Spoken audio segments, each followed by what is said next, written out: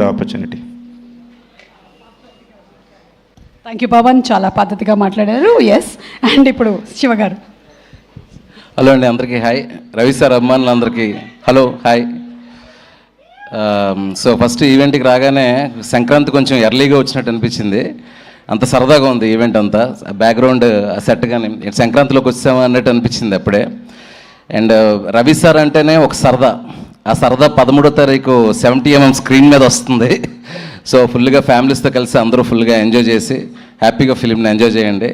So ఇప్పటిదాకా release చేసిన promos కానీ కంటెంట్ కానీ చాలా ఎంటర్టైనింగ్గా చాలా ప్రామిసింగ్గా ఉంది. ఎస్పెషల్లీ మా కిషోర్ భయ్య ఏ కథ రాసినా కూడా చిత్రలహరి దగ్గర నుంచి చాలా రిలేటబుల్ ఉంటుంది. మన మిడిల్ క్లాస్ ఎమోషన్స్ అన్నీ ఇప్పుడుగా చూపించారు. ఇందులో కొంచెం ఫన్ చాలా సూపర్గా వర్కౌట్ చేసినట్టున్నాడు మా భయ్య. చాలా చాలా సర్ప్రైజ్లు కూడా దాచారు కదా భయ్య.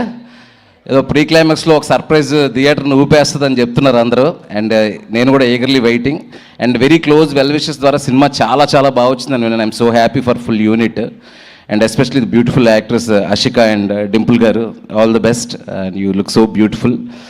అలాగే మా కెమెరామ్యాన్ ప్రసాద్ మురుల్లా గారు కానీ, అలాగే producer one of the sensational producer now Sudhakar Cherukuri గారు.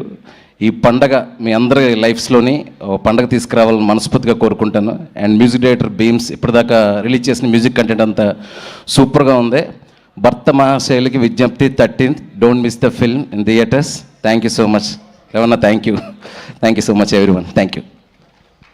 శివ గారు, ఒక క్వశ్చన్ అండి. పవన్ గారు, శివ గారు, మీకు కూడా భర్త మహాశైలకు విజ్ఞప్తి కాబట్టి, మీరు మీ భార్యతో పాటు బయటకు వెళ్ళినప్పుడు పక్కనే ఇంకొక అందమైన ఆవిడ కూడా కనిపిస్తే ఏం చేయాలి? అంటే మాట్లాడొచ్చా, మాట్లాడకూడదా, ఏం చెప్పాలి?